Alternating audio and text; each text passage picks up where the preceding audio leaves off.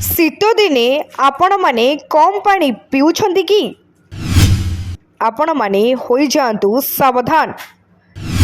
शीत दिने काहींकी कम शोष लगे आश्चर्य कलापरी गवेषणारू आसिला रिपोर्ट।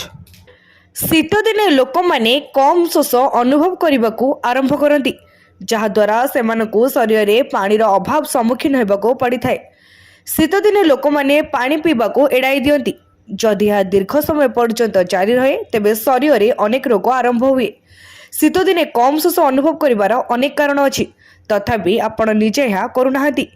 शीत दिने शरीर में परिवर्तन जोगु आमर मस्तिष्क आमको अनुभव कराए जे शरीर पानी चाहे नहीं। एही कारणरू लोक माने शीत दिने स्वयंचालित भाव में पानी पीवा बंद कर दियंती।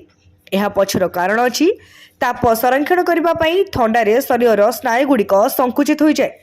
यह मस्तिष्कर तृषा अनुभवकारी केन्द्र को विश्वास कराए जे शरीर जलीय अंशरू निर्गत हुए नहीं।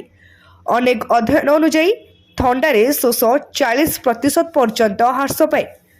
शीतकालीन पवन मध्य शोष कमाइबार एक कारण। जेतेबेले जड़े व्यक्ति ठंडा पवन निश्वास नियंती सेतेबेले से तांको शरीररू उष्म पवन बाहर करती। यह मध्य डिहाइड्रेशन रो एक प्रमुख कारण। शीत दिने भारी पोशाक एवं स्वेटर पिंधिबा जोगु आमे जो झाल बाहर करू ता बहुत शीघ्र सुखी जाए। फलस्वरूप आमे प्रायतः आम शरीररू केते झाल सुखा जाए ताहा लक्ष्य करि न थाउ। शीत दिने लोक माने घर और कार्यालय रे हीटर व्यवहार करती। यह आम शरीर को आर्द्रता शोषण करे जहा फल रे जल निर्भरता हुए। शुष्क गला एवं सुखिला पाटी होउची जल निर्भरतार सबुठारु साधारण लक्षण।